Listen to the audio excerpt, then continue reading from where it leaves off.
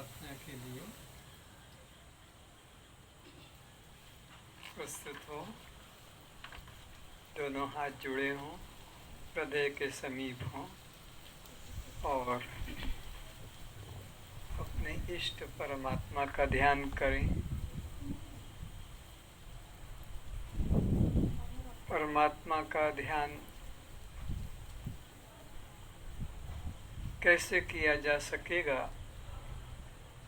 क्योंकि देखी वस्तु का ही ध्यान हो सकता है।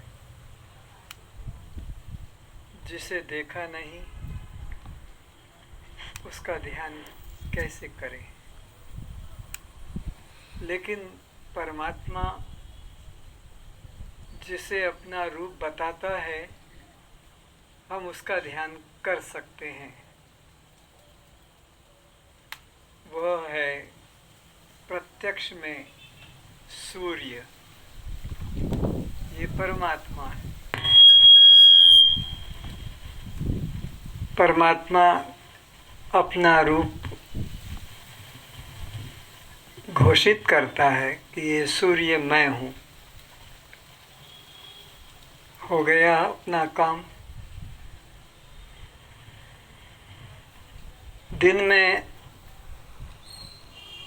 तो सूर्य का अवलंबन ले सकते हैं, पर रात्रि को हम चंद्रमा का भी अवलंबन ले सकते हैं कि भगवान कहते हैं कि चंद्रमा भी मैं हूँ। किंतु रात अंधेरी है तो फिर वायु के रूप में भी हम परमात्मा का अनुभव करते हैं। परमात्मा ने कहा कि वायु भी मैं हूँ, वायु भी मेरा रूप है।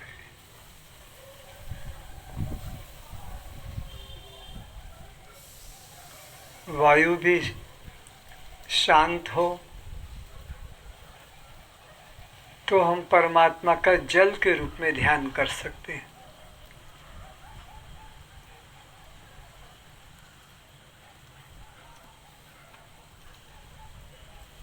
और जल भी सम्मुख न हो तो हम इस धराधाम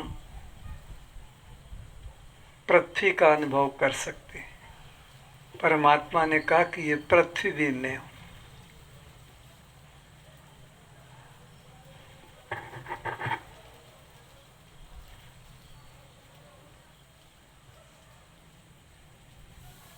और भी अधिक नजदीक आने के लिए कहा कि ये प्राण भी मैं हूँ। बाहर की दृष्टि न भी है तो अंदर बाहर जो जा रहा है श्वास, ये प्राण भी मैं हूँ। और जब भोजन करते हैं तो उस भोजन के साथ भी परमात्मा ने अपने को एक करके याद कराया है। अहम वैश्वानरो भूत्वा प्राणिनां देहमाश्रितः प्राण अपान समान युक्ता पचाम मन्यम चतुर्विधुम। ये चारों प्रकार के जो अन्न हैं जीवात्मा के द्वारा जो खाए जाते हैं, तो कहते हैं मैं ही तो पचाता हूँ, अंदर और कोई मशीन नहीं। प्राण और अपान दोनों के साथ जुड़कर जठराग्नि रूप में मैं ही पचाता हूँ। इतना आपके लिए सरलता परमात्मा ने उपलब्ध करा दी। तो अब आप किसी भी रूप में परमात्मा का ध्यान कर सकते हैं, प्रार्थना कर सकते हैं। अब ये नहीं कह सकते कि परमात्मा का तो कोई साकार रूप नहीं, तो हम उसका ध्यान कैसे करें। लेकिन अब तो परमात्मा ही खुद कहते हैं कि ये पंचभूत और ये मन बुद्धि अहंकार, ये सब मेरी अपरा प्रकृति, मेरा ही रूप है। तो इन्हीं में हम वो भाव परमात्मा का करके अब प्रार्थना करें। त्वमेव माता च पिता त्वमेव पिता त्वमेव त्वमेव बन्धुश्च सखा त्वमेव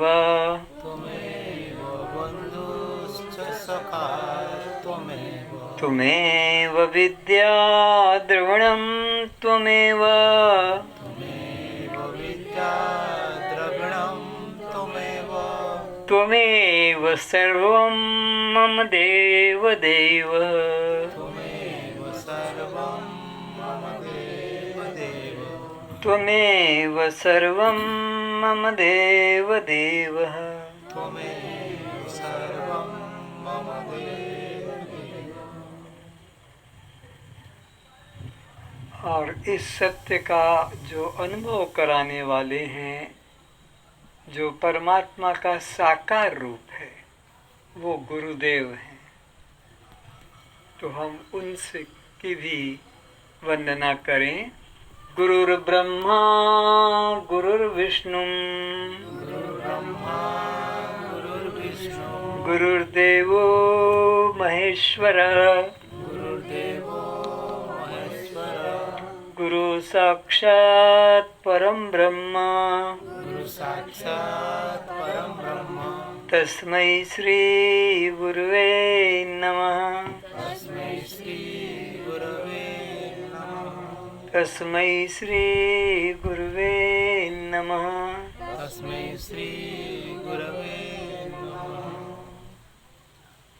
हे गुरुदेव, मैं आपसे प्रार्थना करता हूँ इस देह के छूटने के पहले ही मुझे देह भाव से मुक्ति दिला दीजिए, ताकि मुझे फिर किसी माँ के गर्भ में जाकर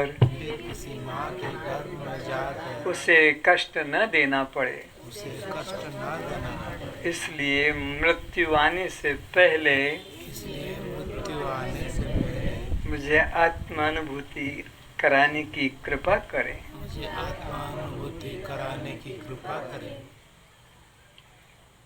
सभी अपने नेत्र खोलें और श्रोताओं के रूप में उपस्थित सभी पुण्यात्माओं, आत्मनिष्ठों और श्रोताओं के रूप में अन्य दूरस्थ जिज्ञासुओं को मैं प्रणाम करता हूँ।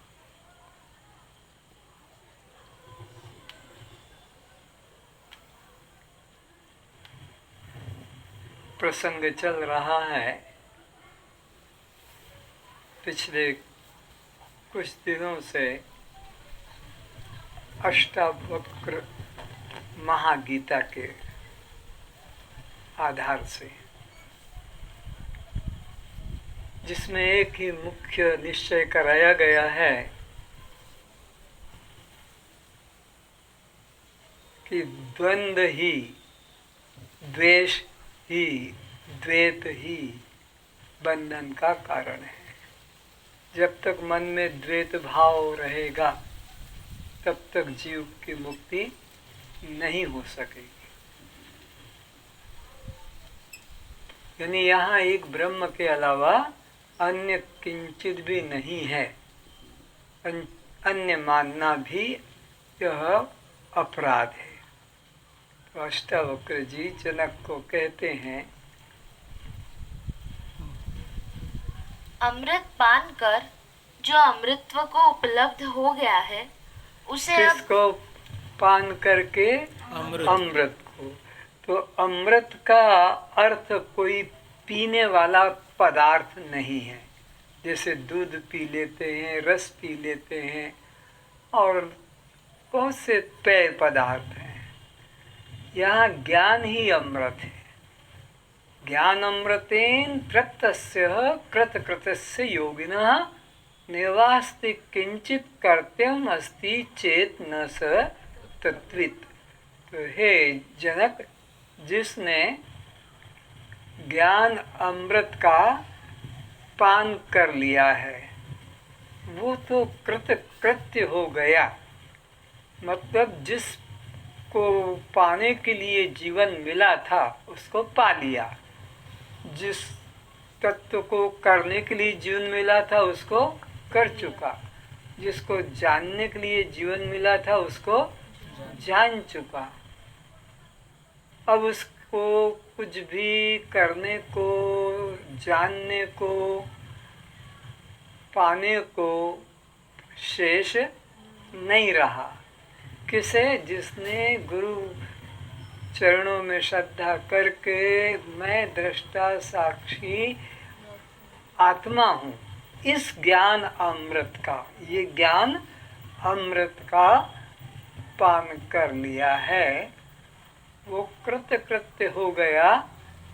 उसके तो पिता माता पितृगण और ये जितने भी देव ईश्वर के रूप हैं सब धन्य धन्य हो जाते। तो ज्ञान अमृत का पान कर लिया, अब उसको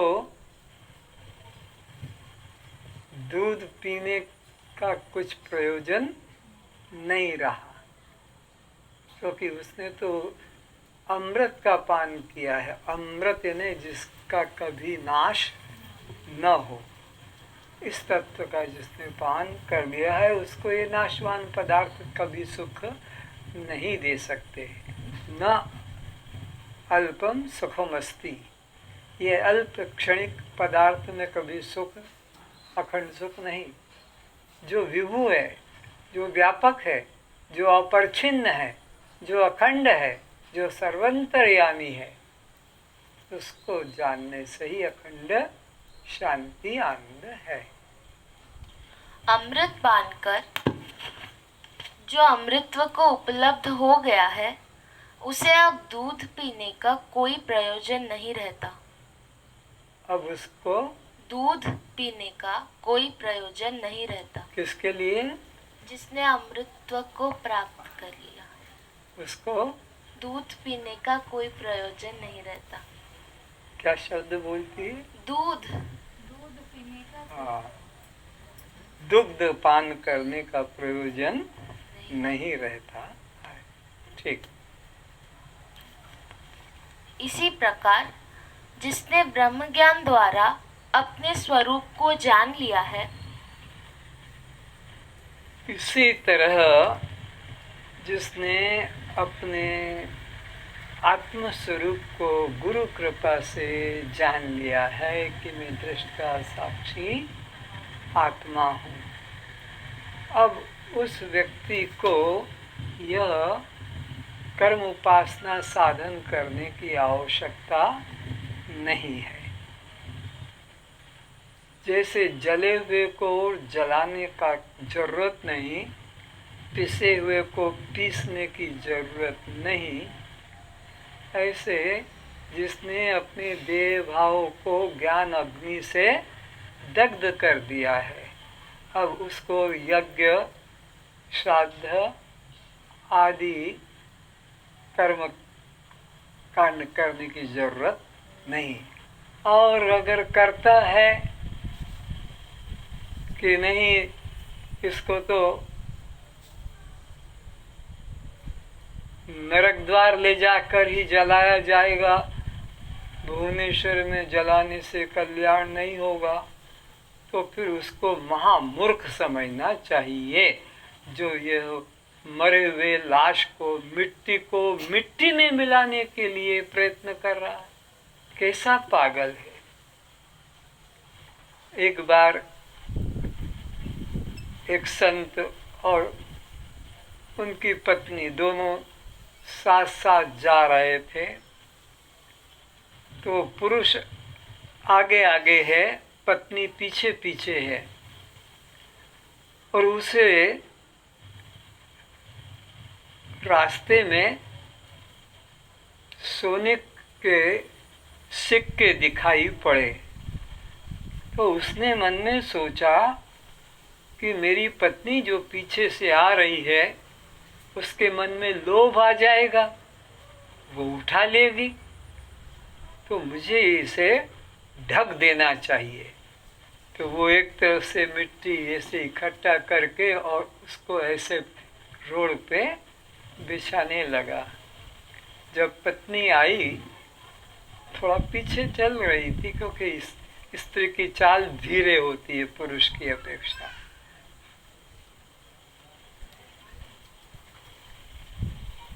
तो पूछा, यहाँ क्या कर रहे थे तुम, क्या ढूंढ रहे थे?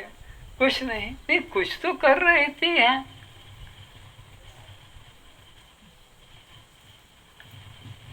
चलना आगे, छोड़ इस बात को। नहीं, मुझे बताओ यहाँ क्या कर रहे थे? बोले यहाँ सोने के सिक्के पड़े हुए थे, उसको मैं मिट्टी में दबा रहा था। तो उसने कहा, हाँ, मिट्टी को मिट्टी में मिलाने के लिए इतना प्रयत्न कर रहे थे। वो पुरुष से भी ज्यादा वैराग्यवान थी। बोले मिट्टी में मिट्टी को मिलाने के लिए प्रयत्न कर रहे थे। तो ज्ञानी के लिए ये सारा संसार इसी प्रकार असत्य है। तो उसको और अब अन्य साधन करने की आवश्यकता नहीं। इसको जलाने के लिए कि हम वहाँ पुरी में जाकर नरक द्वार पर फिर मंत्रों की आहुति देकर यज्ञ करके और फिर इसको जलाएंगे, तो उसको मूर्ख ही समझना चाहिए। क्योंकि मिट्टी तो सब जगह की, पूरी पृथ्वी एक ही मिट्टी है, तो कहीं भी जलाओ वह मिट्टी में ही है। पर अज्ञानी लोगों को लगता है कि नहीं, गंगा में जाके, काशी में जाकर हम इसको जलाएंगे, डुबाएंगे तो कल्याण होगा।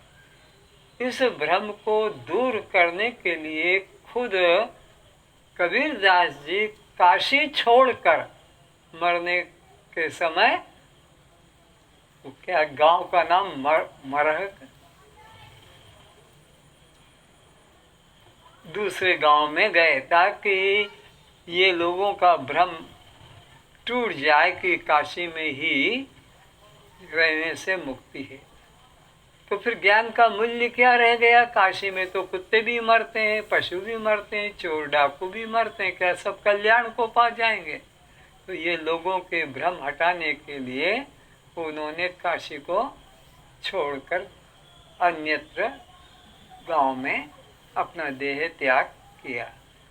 तो मिट्टी में मिट्टी मिलाने के लिए मूर्ख लोग नाना साधन करते हैं, पर ज्ञानी के लिए वो एक है। चाहे आग में जला दो, कि चाहे इलेक्ट्रिक के द्वारा जला दो, कि चाहे नदी में बहा दो, कि जमीन में गाड़ दो। और मिट्टी को मिट्टी में मिलाने में कोई जादू, कोई चतुराई की जरूरत नहीं। तो जिस व्यक्ति ने ज्ञान अमृत का पान कर लिया है कि मैं दृष्टा साक्षी आत्मा हूँ, अब उसके लिए कुछ करना कर्तव्य नहीं। जैसे पिसे हुए को पीसना जरूरत नहीं, जले हुए को जलाने की जरूरत नहीं, ऐसे जिसने ज्ञान अग्नि के द्वारा अपने देह भाव को दग्ध कर दिया, अब उसको यह यज्ञ श्राद्ध आदि करने की जरूरत नहीं।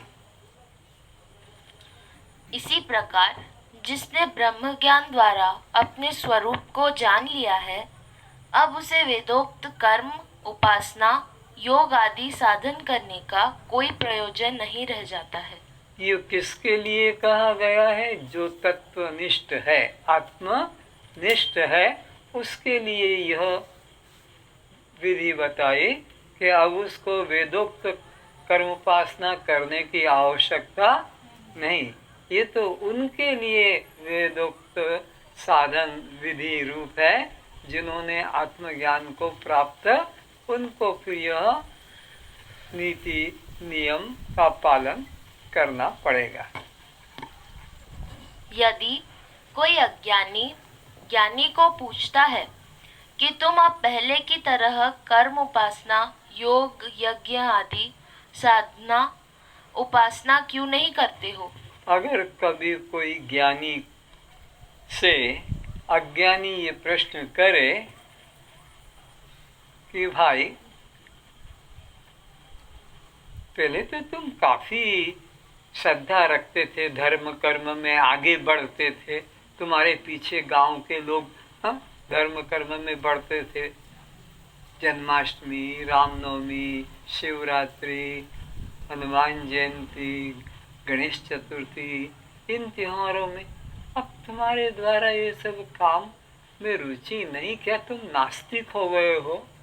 क्या तुम्हारा अब श्रद्धा धर्म में नहीं रही है? तो वह ज्ञानी उन अज्ञानियों को कहता है कि देखो भाई, समाज की मैं तो मर्यादा का पालन कर रहा हूं। बोलिए ये क्या है मर्यादा का पालन? धर्म कर्म छोड़ के बैठ गए। ये मर्यादा क्या है समाज की? देखो, किसी के घर में कोई संतान पैदा हो जाती है या कोई मर जाता है तो वो सूतक लग जाता है, उसके घर कोई फिर धर्म कर्म क्रिया नहीं होती है, करता है तो वो समाज के द्वारा निंदनीय होता है। मेरे घर में तो 2 सूतक लग गए, एक तो ज्ञान बेटा पैदा हो गया और ये मेरी अज्ञान माता मर गई। अब मैं कैसे करूं? एक सूतक लगने से तो समाज के लोग उसे अलग कर देते हैं धर्म कर्म से, तो मैं इसीलिए नहीं करता हूं। आगे तब वह आत्मज्ञानी उस अज्ञानी को कहता है, देख भाई, जिसके घर में जन्म या मृत्यु में से किसी एक का सूतक होता है वह ध्यान पूजा पाठ नहीं करता है। मेरे घर में तो एक साथ 2 सूतक लगे हैं। एक तो मेरी ममता माता की मृत्यु हो गई है, दूसरा मेरे घर ज्ञान पुत्र उत्पन्न हो गया है।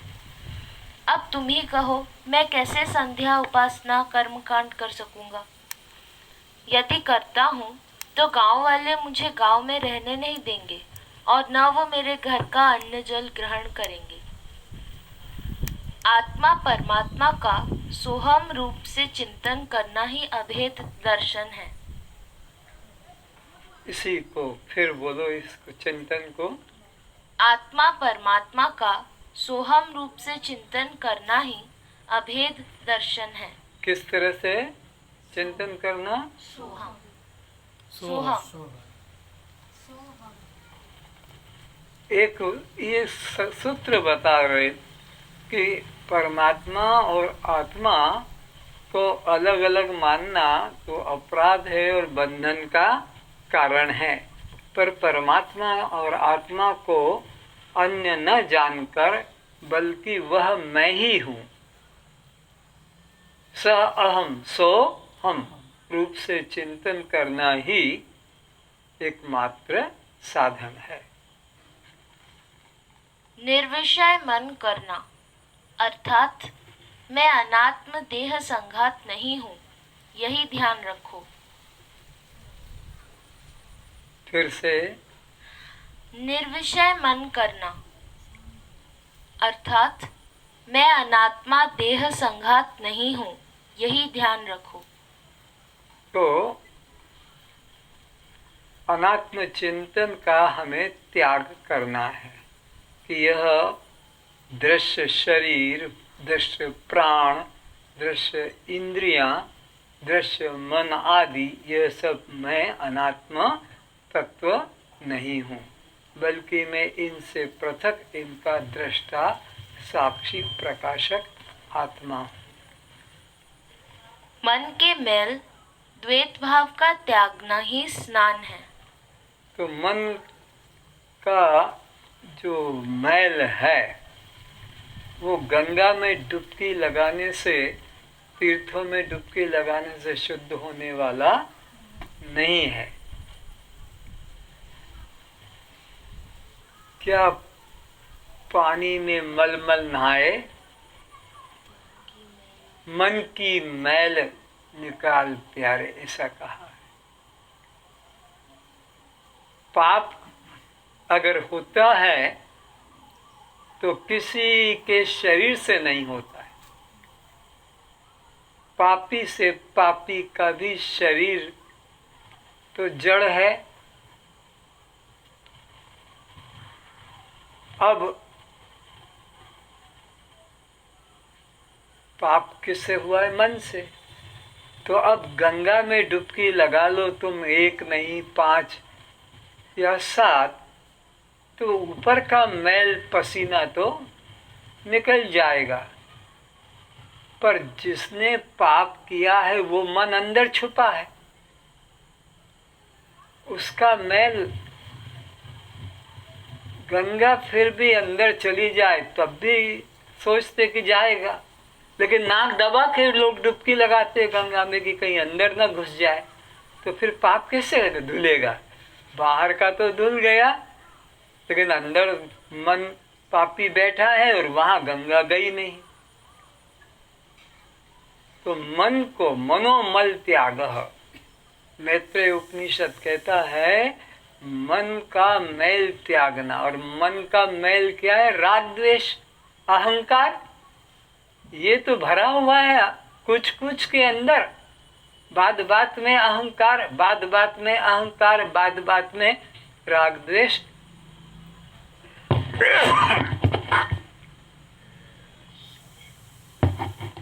तो चलो इधर देखो उधर मत देखो।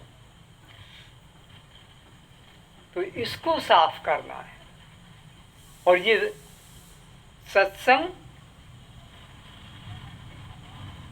और विवेक, ये 2 चक्षु मनुष्य को भगवान ने दिए हैं, सत्संग और विवेक। इनके द्वारा ही यह मैल साफ होगा। और अगर सत्संग और विवेक नहीं है तो वो मनुष्य भी नहीं है, क्योंकि पशुओं के पास में यह 2 चीजें नहीं है, विवेक और सत्संग। परमात्मा ने मनुष्य को ही यह दिया है। तो इसके द्वारा ही मन की मैल को साफ करना होगा। ये मन की मैल जप करने से नहीं,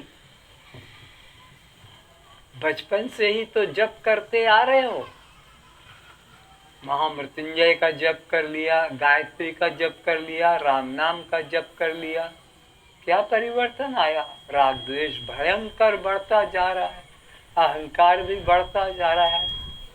तो तीर्थ से भी कुछ फर्क नहीं पड़ा। एक संत थे, बूढ़ी उम्र के, गांव के लोग तीर्थ यात्रा पे जा रहे हैं, तो कहा बाबा जी चलो आप भी हमारे साथ तीर्थ यात्रा पे।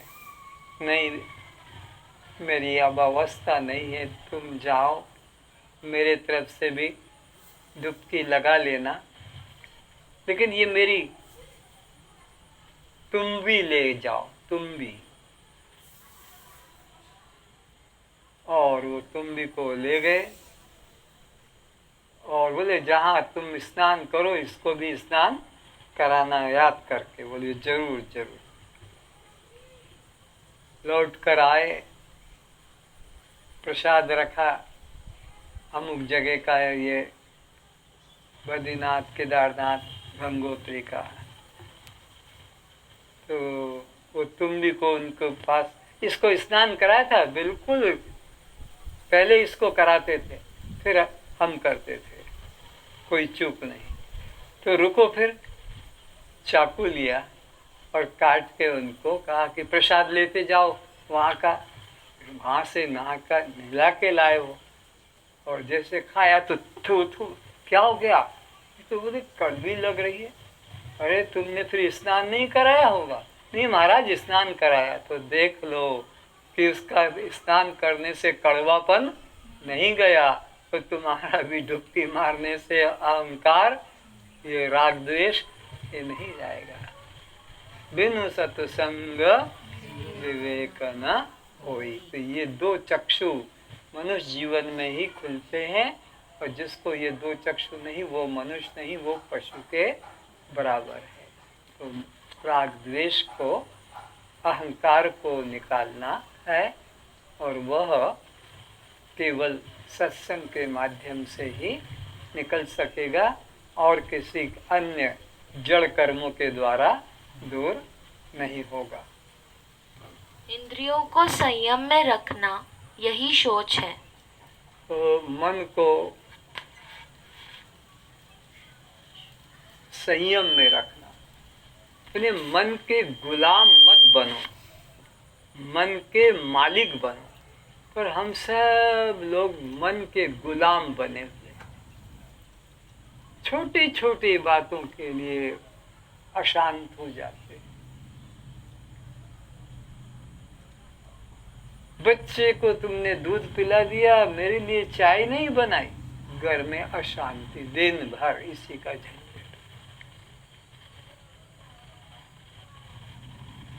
मैंने कहा था कि आज मेरे लिए बेसन की पकौड़ी बनाना, तुमने पकौड़ी नहीं बनाई, उसी में अशांति। मैंने कहा था कि आज जो है पिक्चर जाने के लिए तुम तैयार ही नहीं हुए। इतने एक एक छोटी छोटी बातों में क्रोध, मन के गुलाम बन जाते हैं। मेरे मोबाइल को चार्ज नहीं किया तुमने, अब मेरे को मंदिर जाना था, मेरे को सत्संग में जाना था, मोबाइल को चार्ज करना, उसी में मोबाइल ठीक हो, घर के अंदर सब कुछ हो और कमी पड़ जाए थोड़ी सी, तो मन के गुलाम बन जाते हैं, द्वेष क्रोध आ जाता है। तो तुम सोचो विचारो कि तुम मन के गुलाम हो या मन के मालिक हो। तो मन के मालिक होगे तो तुमको मन रुला नहीं सकेगा, दुखी नहीं कर सकेगा। तुम्हें दुख कौन दे रहा है?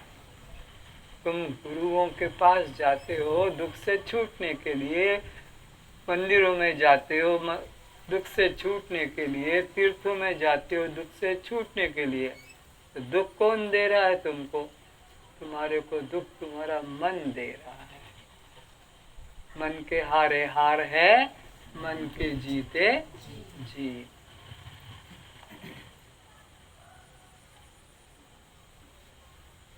रोज अनुभव करते हो गहरी नींद से उठकर, क्या मैं रात सुख से सोया, बड़ी मीठी नींद आई रात। तो उस वक्त तुम्हारे साथ में कौन कौन थे? मीठी नींद के लिए क्या क्या सामग्री तुम लेकर सोए थे? कुछ रसगुल्ला, गुलाब जामुन ना, तो फिर पत्नी पति ये भी नहीं, बच्चे बच्ची ये भी नहीं, धन वो भी नहीं, पद प्रतिष्ठा कुछ भी नहीं, लेकिन बड़ी मीठी नींद, बड़ा सुख मिला। क्यों क्यों मिला? और नींद खुलते ही दुख क्यों शुरू हुआ? अब ये अंतर देखो। तो गहरी नींद में कोई भी मेरा, मेरी और मेरे, ये तीनों पदार्थ नहीं थे, केवल मैं था। तो ये आनंद किसका है? रा का कि री का कि रे का? न रा का, न री का, न रे का, केवल मैं का। तो स्पष्ट हो गया कि अन्वयता और व्यतिरेकता ये नहीं थे, रा री और रे, इनका वहां त्याग है। अन्वय क्या है? मैं। तो मैं आनंद रूप, और बिस्तर से उठे कि फिर यह अशांति राग द्वेष क्यों हो गया? क्यों ये रा री और रे खड़े हो गए। तो ये दुख का कारण ये है और दुख कहीं बाहर से नहीं आता है। तो इनका हमें त्याग करना है। जितना जितना तुम्हारा मन के साथ में मैंपना रहेगा, दुखी रहोगे। रोज गहरी निद्रा में मैं का त्याग हो जाता है, सुख की नींद सोते हो। दुख कब खड़ा हुआ? जब ये मन जग गया। आगे